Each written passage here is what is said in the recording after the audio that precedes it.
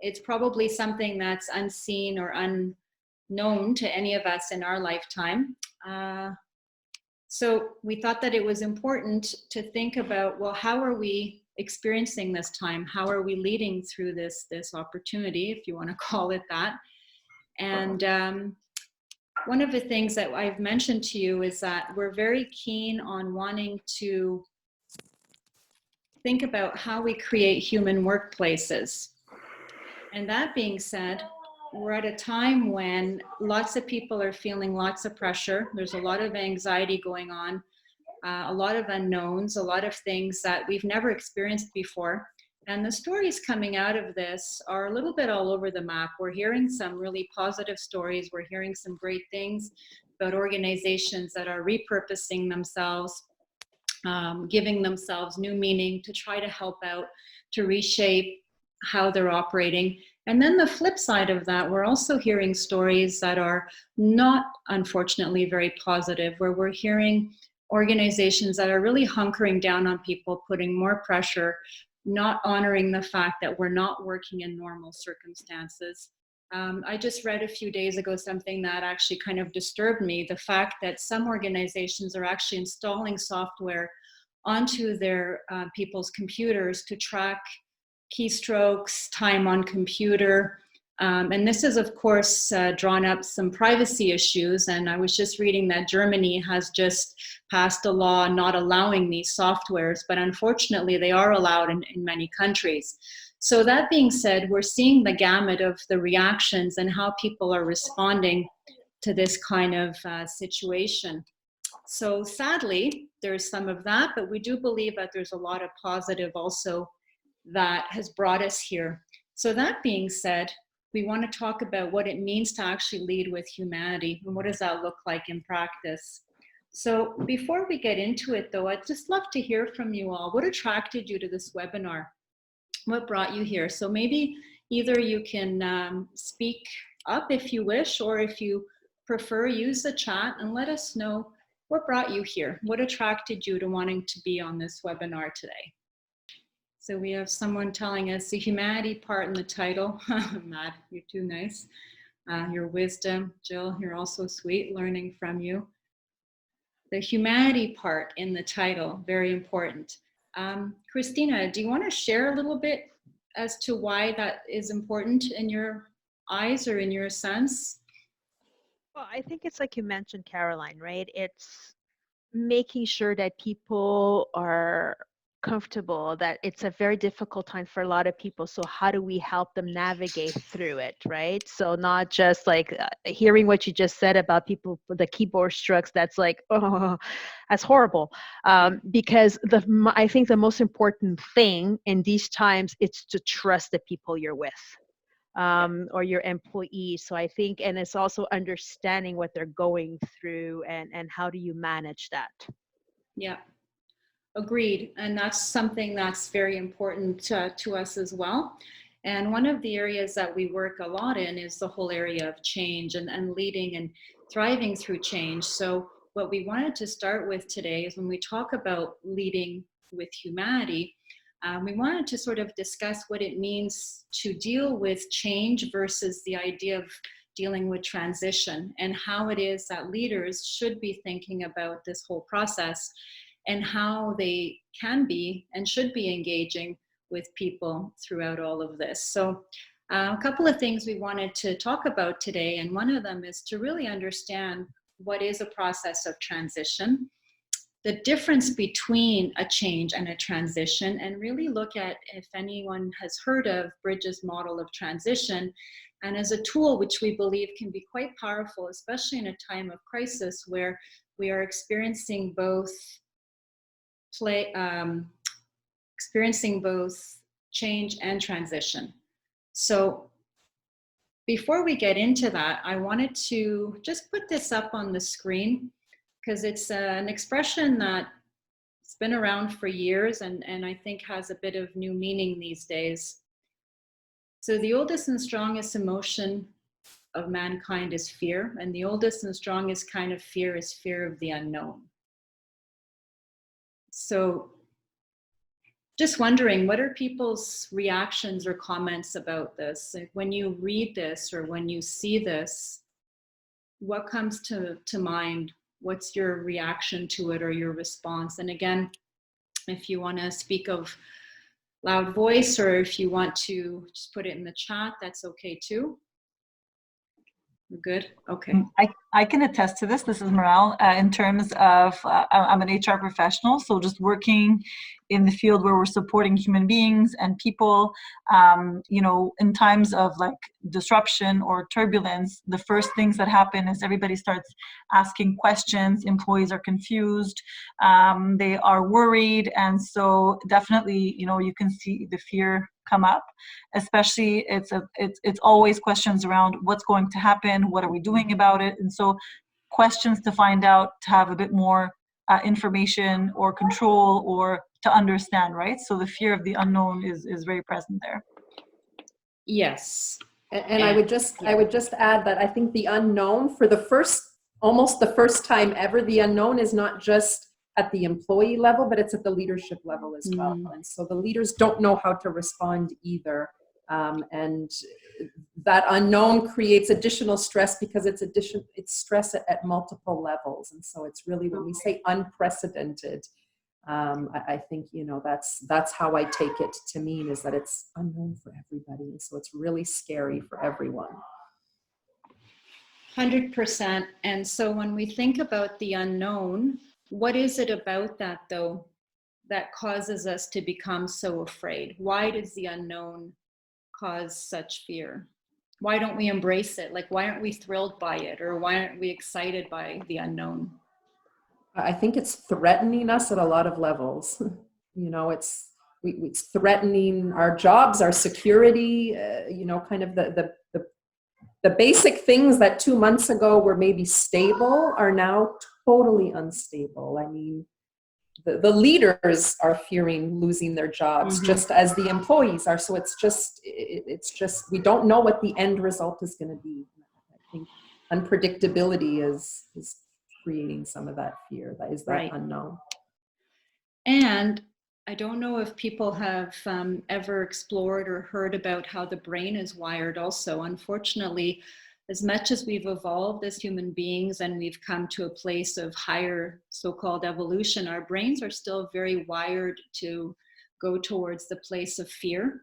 So we still have this hardwiring that's a bit reptilic. So that causes things to ignite in the amygdala center of the brain, which is where we often tend to get hijacked. So this is definitely a place where we're feeling hijacked and no one is certain of anything. So when we talk about this fear, we're not seeing the as unknown.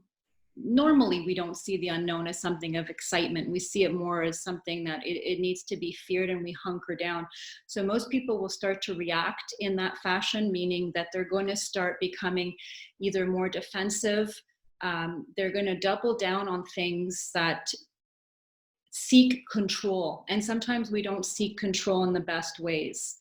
So it becomes almost a normal reaction, not necessarily a positive or a good one, but one that is not unusual. Does that make sense? So, yeah. So Carolyn, just something that Mazdak had talked about as well in the chat, just to, if you're not seeing these, okay, so if you put it on play, and I'll continue just as a high level of the neuroscience that Mazdak had talked about, amygdala hijacking, being in survival mode. Others are saying, I think it's because of the uncertainty. When we let fear guide us, we can't be our best selves. And for organizations to thrive, it helps to have people who thrive. Alistair, hi Alistair. The fear of failure and its survival. And a lot of companies right now we're hearing are in survival mode. Another person, Alita, we like our comfort zone, right? We get comfortable in that zone, and no one's in their comfort zone probably at this time.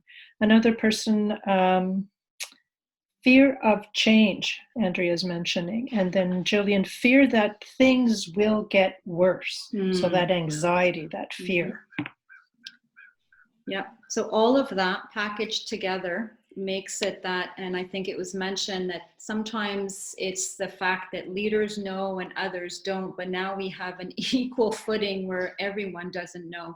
So the anxiety is being propelled all over the place. So at one point it becomes who's leading who, because if we're all equally anxious and equally disturbed, then who is the one that's going to stand above, even in their fear, to be able to say, I'm going to sort of get a hold and be able to channel it somehow and move it into something more productive. So that being said, and it's maybe already been a little bit expressed through your comments, but if you think about change in this particular context and put yourself at the center of it, what is it really evoked in you? We've talked about anxiety, we've talked about fear, and those may or may not be the words that you would assign to how you're feeling. But if you could share with us, and Anne will be taking that through the chat, what has this pandemic evoked in you?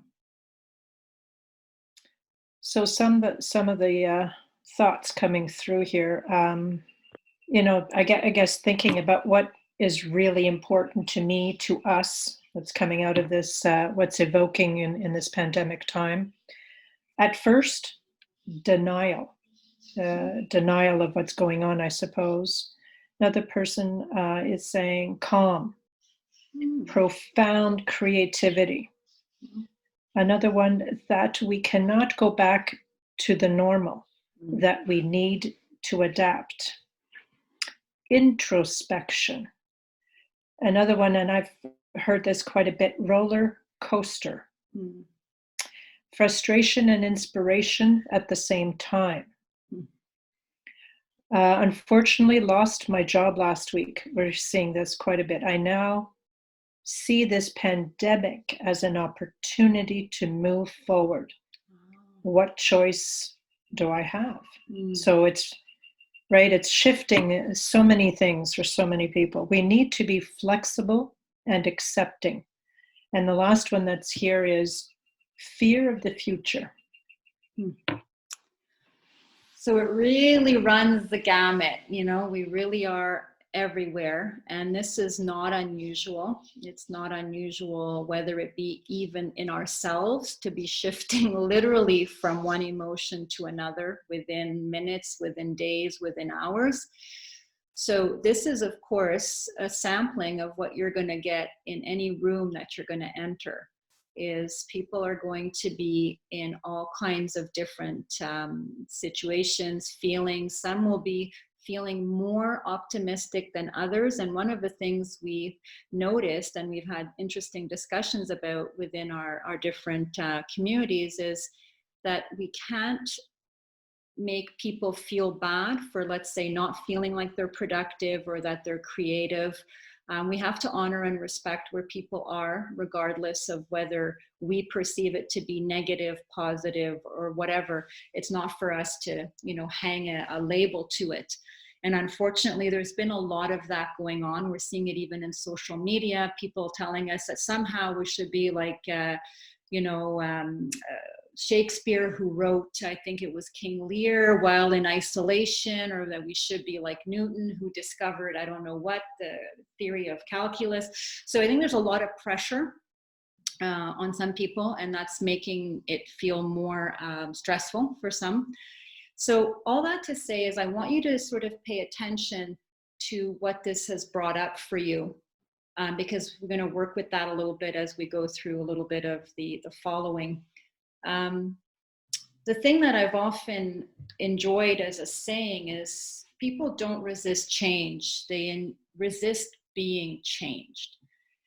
And this to me has been really important of a statement that I've worked with for many years, because there's often this adage, I've been working in the field of change for a very long time, we keep being told that people are resistant to change, people don't like change, people resist change. And maybe there's some element of truth to that, but what I appreciate about Sangay's saying is where he talks about the fact that it's not change per se we resist as human beings, it's being changed. But how do we interpret that? So how do we read, what does it mean they resist being changed? So I'd love to hear your thoughts, and feel free to unmute yourself as well if you wish, and share with us how you read that statement about they resist being changed. Or chat in the chat box if that's preferable for you. To me, I hear an element of it being involuntary. So something that is being forced upon someone, in terms of the change, the person not understanding what's in it for them or why they should do the change, the consequences, the benefits of that can result from the change. And so I guess that's my interpretation of why they might resist being changed. It's really, this thing that's being forced where they don't understand what the impact is or how it can benefit them. Thanks, Merle. Some of the comments coming up. It depends how the change is being executed. Being told to act in a way without getting their input or buy-in. Another person not knowing what that change would bring for me, us. Another person is looking at change imposed upon versus change as a choice. When there's no involvement, no commitment. Time to adapt to the change. Lack of support, not being able to accompany people in the process of change. Those are coming out of the chat. Yeah, so I very much am a believer that they resist being changed because, exactly, as human beings, we don't like being told, especially as adults. We need a sense of autonomy. We need to feel like it's a choice we've made, regardless of if it's a choice we chose or not. And obviously none of us chose, for example, let's keep on the theme of COVID. But one thing we will always choose is thoughts, perceptions, attitudes. We choose when we wake up in the morning what to do, how to do it. So even as we go through this process, let's say you're working with an organization that's had to pretty much go virtual or remote, having the capacity to decide certain things like, do I work my regular hours? Do I get flex time? Does my leader allow me or trust me to know that I'm going to get this work done and I don't need to be told sit at my desk or set up my computer in this room at this angle? And I mean, I'm being a little bit facetious, but not that far from some of the stories we've heard. So as much as no one chose this, there are things we still need to be able to feel we control and that we have options around. So as leaders, the more we are able to give people that capacity to choose and autonomy and mastery, of course, the less people will resist. None of us want to be told what to do and how to do it. Even if we do believe that it is a good thing, we negate it by forcing it on someone. So that just leads us into, so why is change challenging? If we tend to believe that people resist change or that it's difficult, why is that so? What are your experiences as to why change is challenging? So again, either way, if you choose to go with the chat or if you want to unmute yourself, love to hear your voices. I will share an experience. When I bought my new car, I had a key to open my car before. And now I have this gizmo that is a wireless thing that you just pump in your finger or whatever. And people say, oh, the amazing technology that we can, but I missed my key because it was a habit, right, of knowing what to do and how to do it that now forces me to think about something that was habitual. Now I've got to be forced to think about doing it differently. And I think it's oftentimes that's the resistance because it just makes it easier when you already know how to do something. So for me, that's what it is. It's that challenge of having to recheck your habits, your habits. Right. And just to add to that, it's Andrea. I think people need time to process the thought of change also. If a company is going to be implementing something, not only do they want to be part of it, but I experience it here. As soon as something's brought up, you've just got to let people digest it for a little bit, and it's got to be a gradual process. Yeah. very much so. And typically, in this case, we're all kind of equal, but often leaders have a much bigger runway. They've been sitting with something for a long time. And to your point, Andrea, all of a sudden it gets sort of launched through a memo or an email that something is happening. And then we expect people to, like you say, digest and have it all under control, when it's not fair. When you think that leaders have been strategizing or thinking about something for months, if not sometimes even a year, if longer.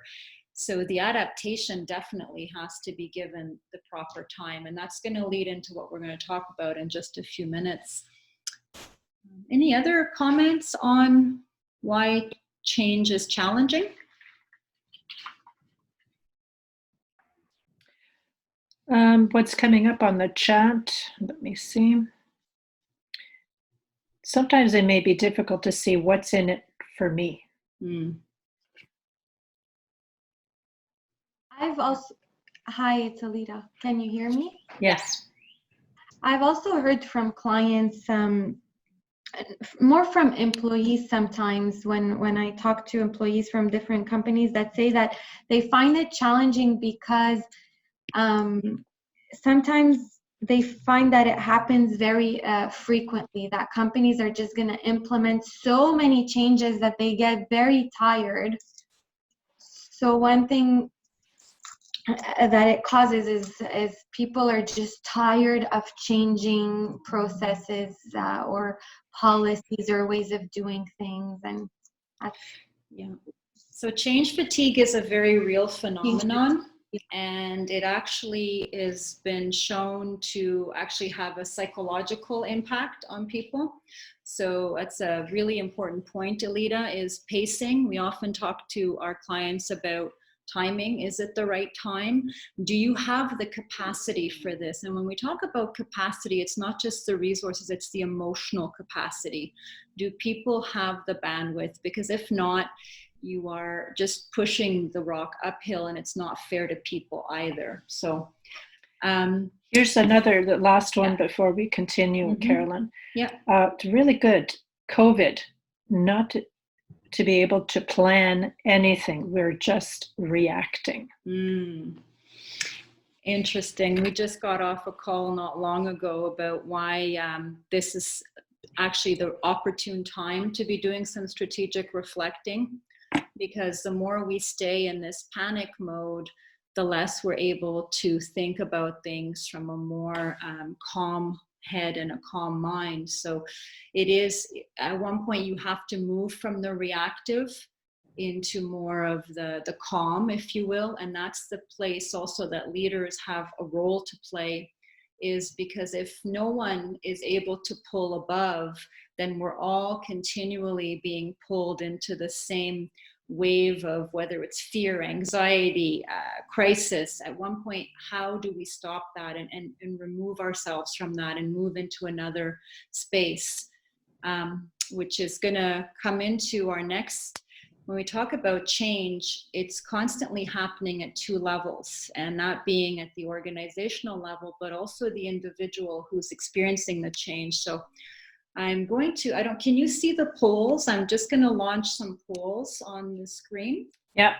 Okay, so I'm going to ask you, we've been talking a lot about change, so I want us to just kind of get into a little bit of a mindset here. So you're going to see some questions up on your screen, and I'm going to ask that you read all four and then just vote for what you believe each one is, whether it's a change or a transition. And once you've voted, we'll be able to see where our thinking is landing. Yeah, so if you'd like, I could start with, starting a new job. Yeah. 71% say it's a change, and 47% say it's a transition. Interesting. Okay. You want me to go through all of them? Yeah, let's go through them all. So, thank you. Adapting to a new role at work or at home, 24% say it's a change, 88% a transition.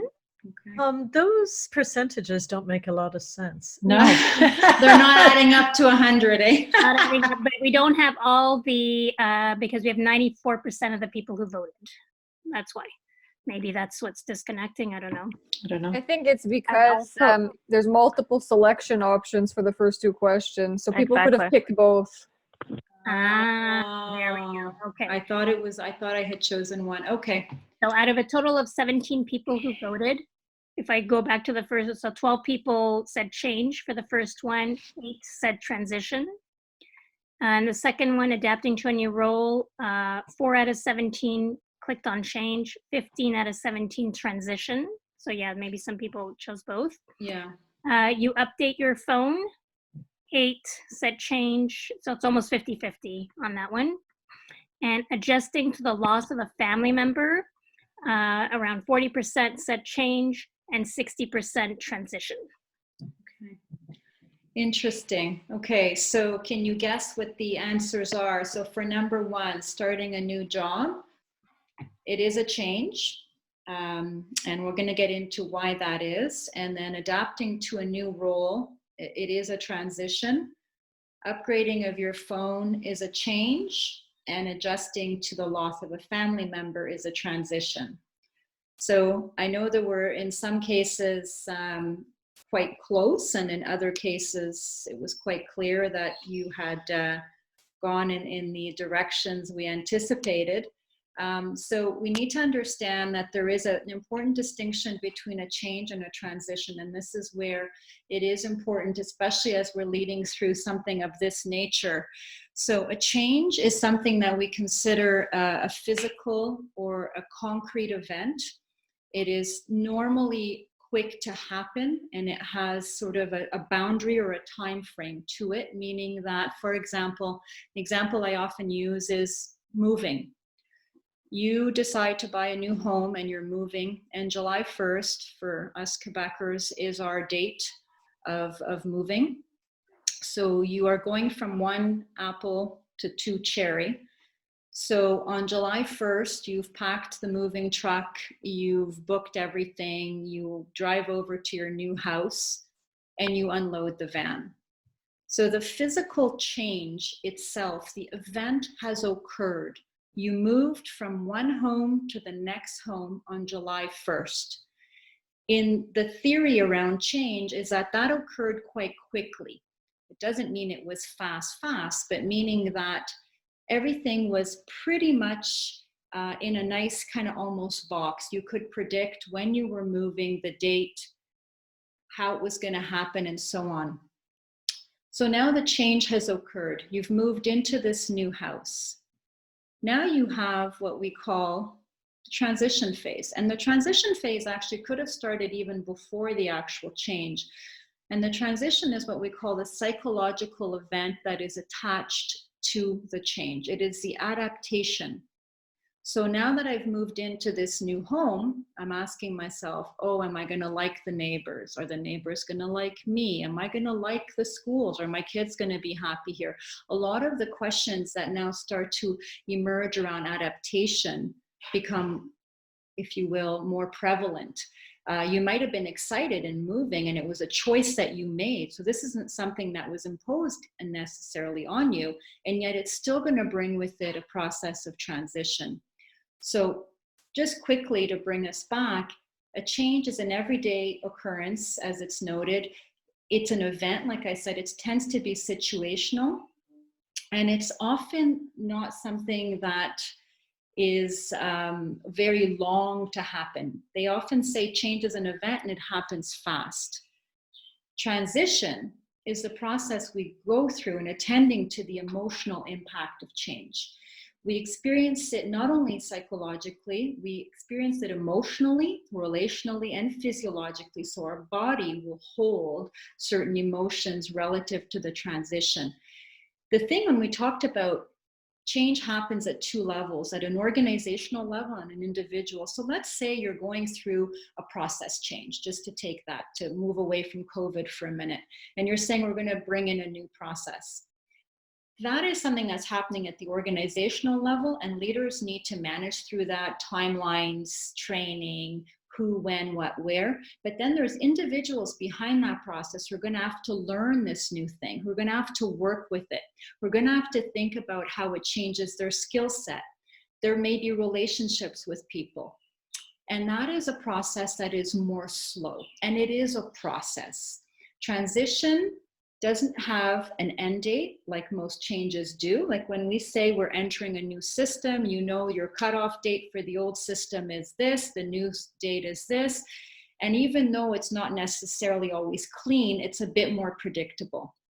The fact that transition is a process doesn't have a beginning date and an end date. And this is the part that makes it often difficult for leaders to be able to manage through this. Sophie, I see you have your hand raised. Did you want to ask a question? Yeah. Just want to, let's say, I think it's sometimes the change and transition goes hand in hand.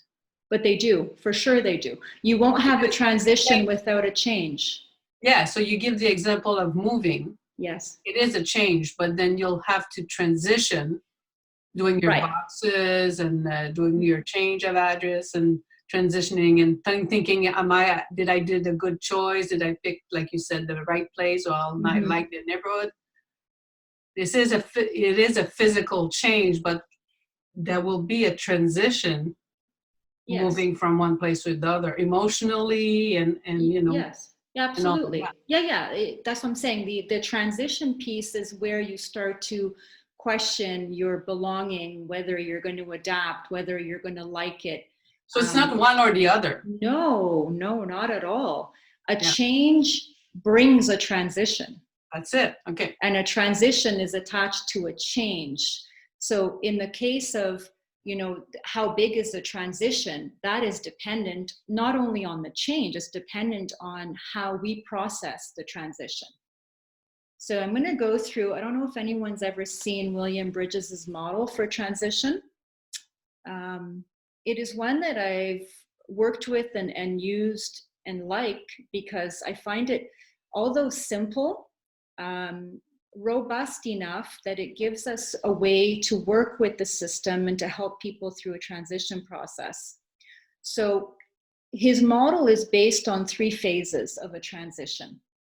Basically the ending, which is the letting go. It's being able to, almost in the language of mourning and grief, is to be able to grieve and to make peace with the past, with what was. And if we use COVID, and some of you mentioned it, knowing that we're not going back to what was, that is the mourning I'm going to use in this example, is making peace with the fact that what was will not be anymore. It is countered with emotions such as denial, shock, anger, frustration.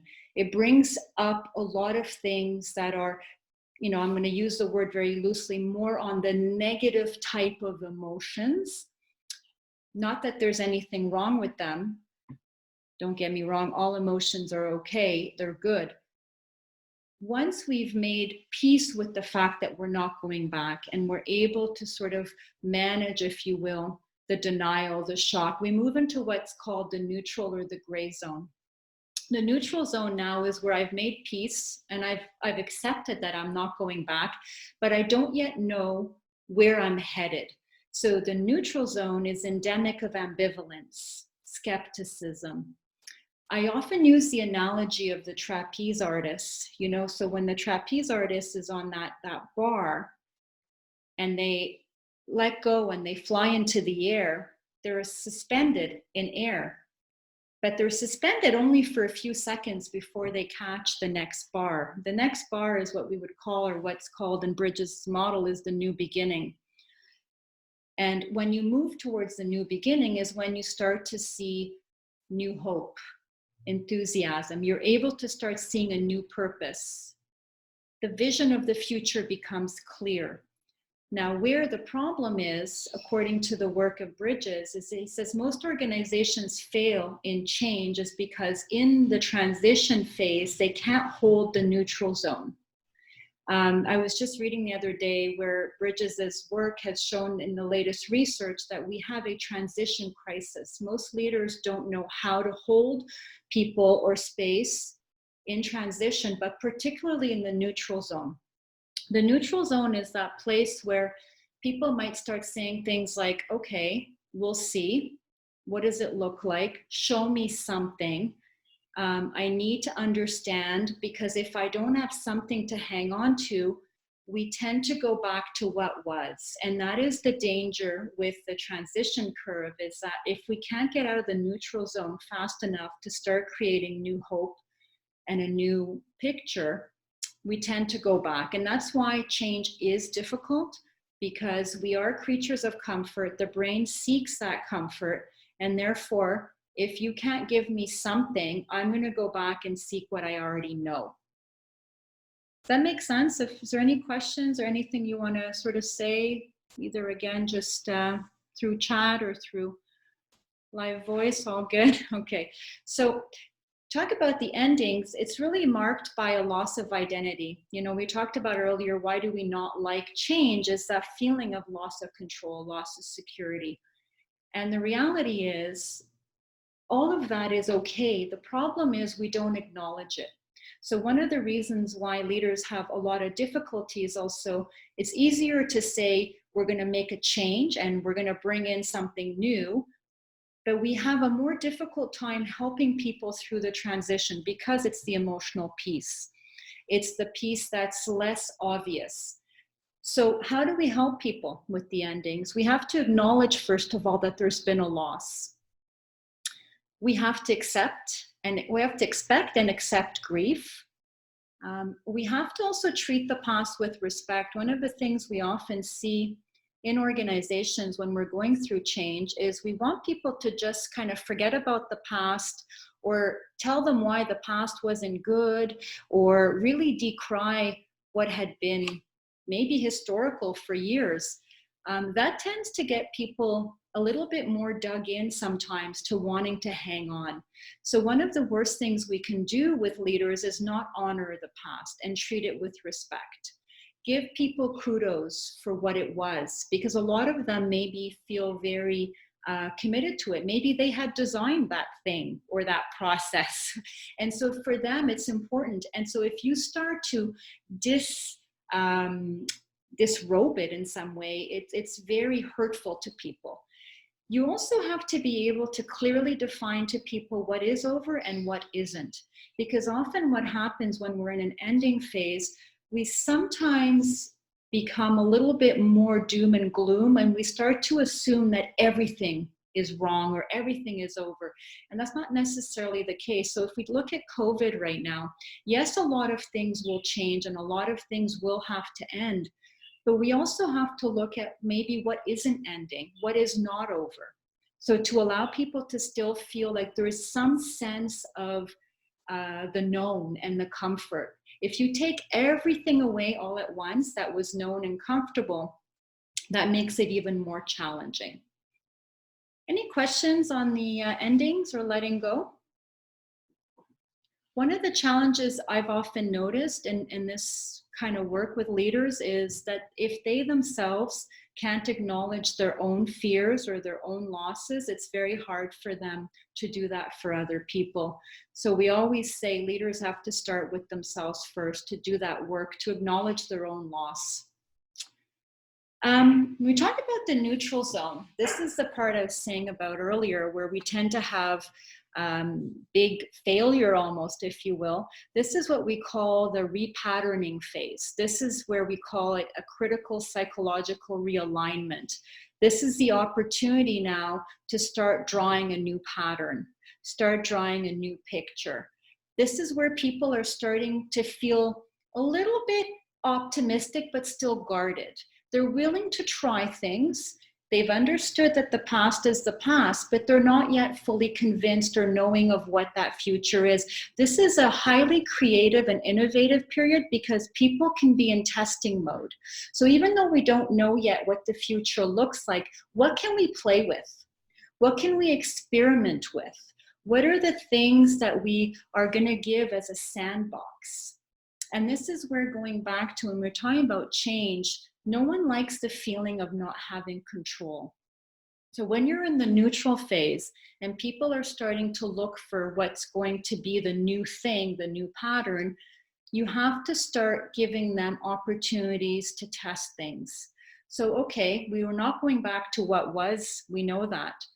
And we don't fully know yet what is going to be. But maybe the questions here you would ask people, especially as a leader, is what is it that you've always dreamt of doing that you never were able to do before?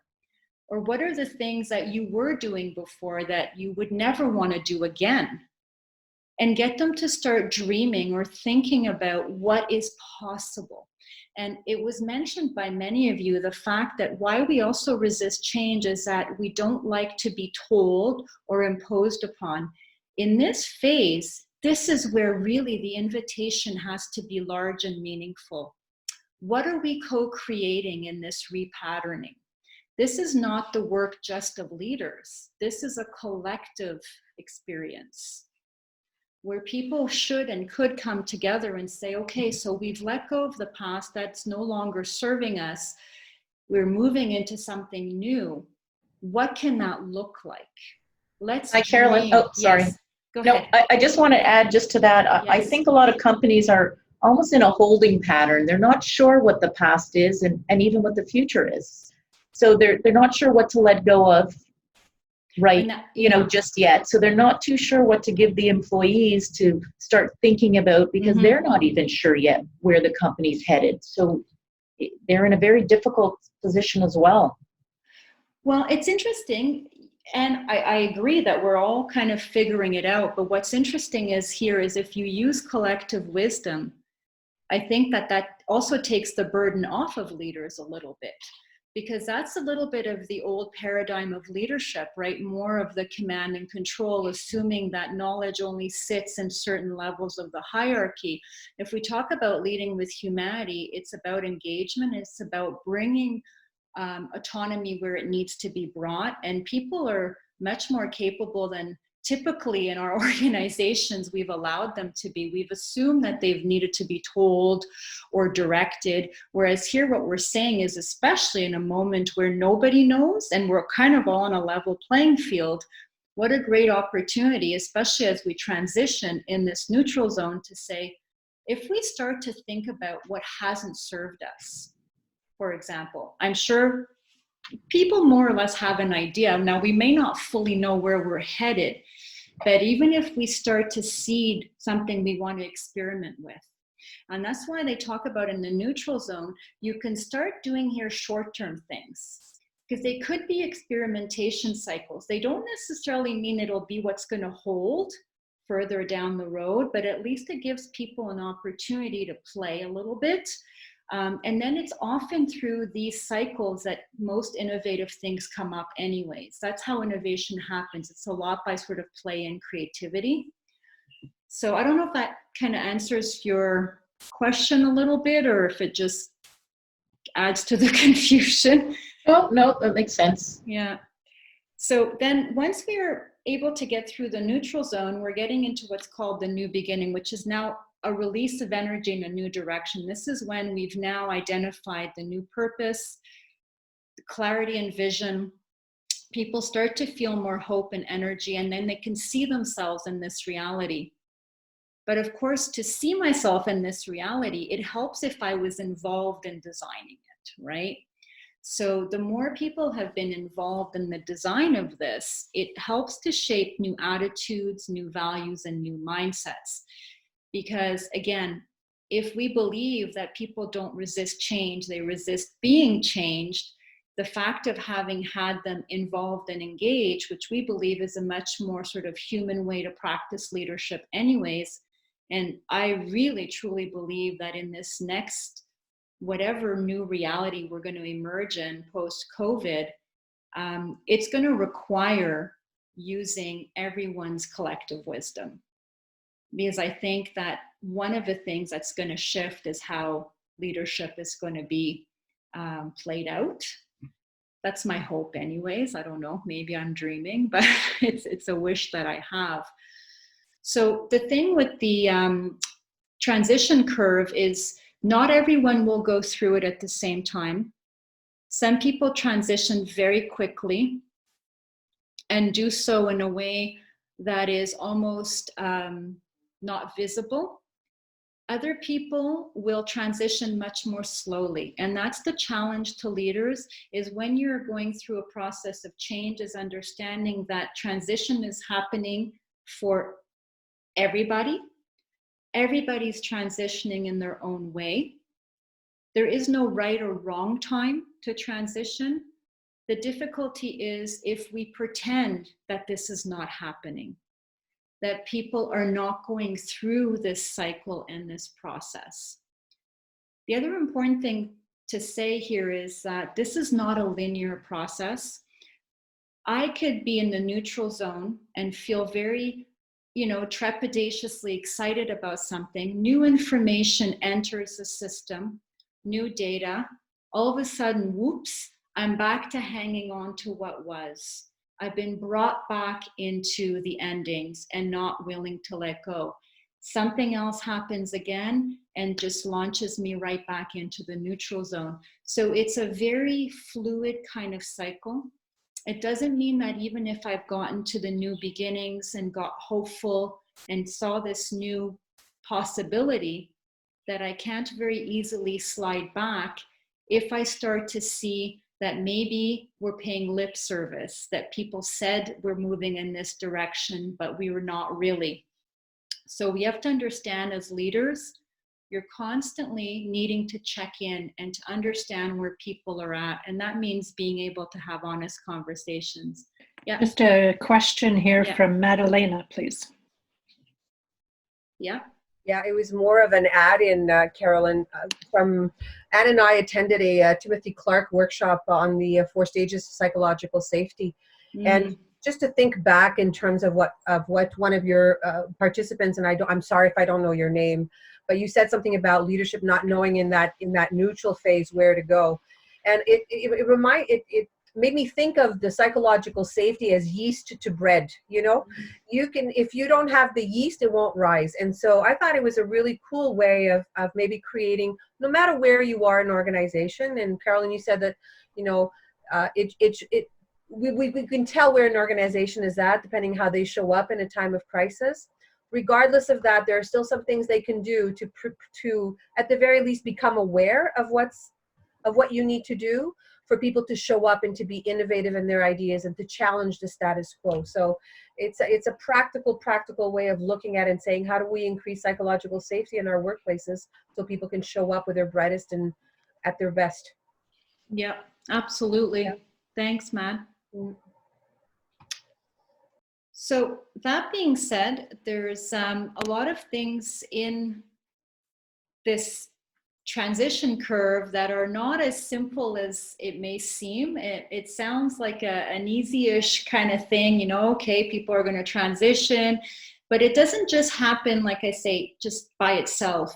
So we have a role to play, whether we're leaders, colleagues, is to see and check in with people. And you will hear different words that will help you understand where people are. When you hear people say, but we've always done it this way, it was so good in the past, but what's wrong with what we're doing? That's signaling to you they're in the ending phase, that they're not yet into anything beyond letting go. So that signals that you need to have a conversation with them to honor and understand. If they start saying things like, we'll see, oh, maybe, I don't know, it's possible, it starts to signal to you that they're in the neutral zone. And then obviously, once they start themselves selling other people on the idea, saying, hey, well, you know what, you really should look at this. It's not so bad. You know what, I was skeptical. Now here I am. It'll signal to you that they've kind of now merged into the new beginning. So it's important to be paying attention, to notice, to help people, to give them what they need to be able to get through that phase of the transition model and to be able to move into the next place. Because it really is endemically true that if organizations cannot help people transition, you can't make change happen. So I wanted to just run another little poll here. That being said, if we think about where we are today, I have a question. Yes, Caroline, go ahead. Yeah. So I really love this diagram and how you kind of, identifying the beginning and ending. So in In the case of COVID-19, though, Mm-hmm. if we are to use that model, like as an example, to run through this model, Yeah. the challenge for me is that a lot of people are thinking the ending and the beginning are going to be the same, meaning we had to let go of the norm, but the hope is that we're going to go back to that norm at some point. Even though Yes. the new norm might not be Yes. exactly matching the old, it's very hard to envision what is the new beginning. Yeah. And therefore, like in my team, what I'm hearing, like, yeah, I see some hands and heads and whatnot, I guess it's kind of common. So in my immediate team, what I'm hearing is the frustration of people saying, I want to go back to that. So it's kind of like if I run it through a model, it's like I want to go back to the ending because nobody knows what the new beginning looks like. So how do we kind of separate the beginning and ending and help the people go through the transition to neutral zone better? Mm-hmm. So to the point of them saying they want to go back, this is where I might host a little conversation or a facilitated conversation with people. And one is to want to understand, what do they want to go back to? What is it that they're hoping to go back to? Because it'd be interesting to see what it is that they are looking for. Is it really that they wanted to go back to what was, or they want to go back to a sense of normalcy? They want to go back to a sense of comfort. They want to go back to something that's known. So I'd be curious to know what people are looking to go back to. And I wouldn't be so convinced, Sarah, that they want to go back to the way everything was necessarily from a process or procedure perspective. I have a feeling they just want to go back to some form of being quote unquote normal. And then to be able to hold space for that conversation about what it is they're feeling. And then to think about what it was that maybe, like I was saying earlier, didn't serve them well. That if they had a magic wand and could reshape or shapeshift things, what would that look like? Because then it gets people into the dreaming phase, right? Into the what is possible. We're not there yet. We don't know yet if that's going to be the new beginning. But it's to help them again, because the thing about the ending, Sarah, is that people often don't get to acknowledge what they're actually feeling. So when we say we want to go back, it's not necessarily back to a way or a procedure, it's back to a way of feeling. So I don't know if that makes any sense and if that helps in any way. Yeah, I think it does make sense. I guess what I hear a lot is what people miss the most is the human interaction and being able to see their colleagues and going to kind of, to be in the proximity. Like you said, maybe the new way of working or the new beginning might be slightly different than what it was before. But right now it feels like we got evicted from the house we were in, but we don't know where we're going to move to. So we're kind of like, okay, our stuff is with us and we just don't have a new home yet. So that I guess prolongs the transition and the challenge of going through the neutral zone gracefully. Exactly. Yeah. For me, there's also I think an indication. If people said I want to go back, is the indication to me is that we weren't enough clear of what is the new beginning should look like and why. What's the impact of not doing that change? If people don't understand the reason why we have to do the change, it's kind of normal that they want to go back to the old ways because they don't. Like, I'm not specifically talking about the COVID, but I'm talking about any change. In general, if people don't understand that the status quo cannot be because of business or whatever it is. So it is important for the organization to be clear, why are we doing change? And there's often a feeling that we're changing just because we're changing. So if that isn't clear, it's absolutely normal. People want to go back, in my mind. Right, and you're right, Sophie. And in COVID, it's a bit of a different scenario. You're right, in normal circumstances, people, if they don't understand the why, it for sure is going to be harder to bring them along. But I think what's the opportunity here is co-creating, in the sense that we're all pretty much in the same, right? So they have to be part of finding the good, the new way. Exactly. If they're imposed, then that's why they want to go back to Exactly. cry Exactly. in little shape in the corners. I want to go back. Yeah. Yeah. So I'm mindful of the time, and I appreciate that. I don't want to take people over what our commitment was. We had set an hour. But what I do want to get you to think about before we maybe leave is, as you look at this cycle and you think about yourself going through it, back to the question of what is this pandemic evoked in you? Some of you already had some enthusiasm and some excitement, but if you were to, put yourself somewhere on this curve, where would you find yourself today? What does that look like for you? And what would you need to enable you to move along the path of the transition?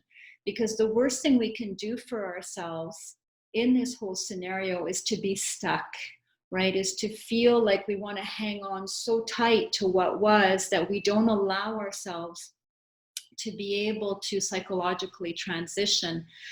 So 2 questions I'll leave you with, is how can I influence my path in order to get from neutral, let's say, to new beginning, if you're already in neutral, or from endings to neutral? And what will you do this week to help you move along the curve?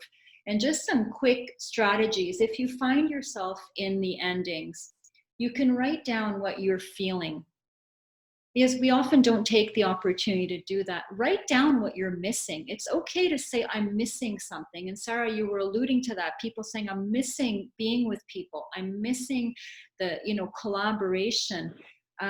Create a form of a ritual to honor that. Because when we talk about grieving, the thing that we do is, in most cultures, we have a ritual for that grieving process. We make peace with it in one way or another. Rituals are very important in the ending phase. There is no right or wrong, but it's a marking of something. It's a closure. If you're in neutral, find something to experiment with. Maybe you've been wanting to play with a new idea, concept. Take something, run with it. Doesn't have to be huge, just has to be a little thing that gives you that incentive to want to play a little bit with a new idea. Maybe it's learning a new skill or testing an idea that you've had in the back of your mind, which allows you to move it into some kind of life. If you're in the new beginning, identify why this makes you happy. Why is you being here now good? What makes it good? Because you want to be able to then share that with others around you. What is it about being in this new stage that you're finding motivating, inspiring, purposeful? And name your new purpose. Because sometimes we get to a place, but we're not able to actually name it. And that is sometimes to our detriment, because then we don't know why or how we got there. So it's really important. So those are some tricks that I share with you to help you think about where you are and help you move from one place to another. I'll just take maybe a quick question or comment before we think about wrap up. Is there anyone who has a comment or a question? And I know it's quick, and I'm happy to share the slides and any other materials should people need or want. There's a lot of, I have a little sort of workbook on this if you wish. Any questions, comments? Okay. I invite you, next week we have another webinar. Some of you have already registered, I believe. We have 2 more in our series coming up on Monday the 27th, Building a Winning Mindset, Understanding Spheres of Influence and Control. The 4th of May is Meeting Basic Psychological Needs in Time of Crisis. We do have an online course, which is very relative to the topic of what we were just talking about today. It's a course online. It's about a 35-minute course, which really takes you through some different practical exercises around change and transition, which helps you develop a strategy to transition as well. And you're welcome to take a look. We're offering it for free. The code I could send to you all to be able to register for the course. We'll send you this information after the webinar. Any questions, comments before we check out? Thank you so much for this. I mean, you know, you volunteered your time, knowledge, and it's been very, it's very relevant, very inspiring. And I think a lot of the things that you've said we can use. They're very practical, really good advice. So honestly, I'm very thankful, and I think it was very refreshing because, you know, I was mentioning I work in HR and we've been dealing with COVID for a month and a half now. So Yeah. it felt so good to disconnect and just talk about something different, or, you know, something inspiring and useful, and get out of the operations of managing the whole COVID situation. So it was very refreshing for me, and I'm very thankful. Well, thank you for being here. And I will share the slides, absolutely. And I'll share the code so you can access the course online as well. So hope to see you all next week. And thanks again for being here. And Thank you so have much, a great Kelly. rest of the day. Take care, everyone. Goodbye. Okay, bye. Bye.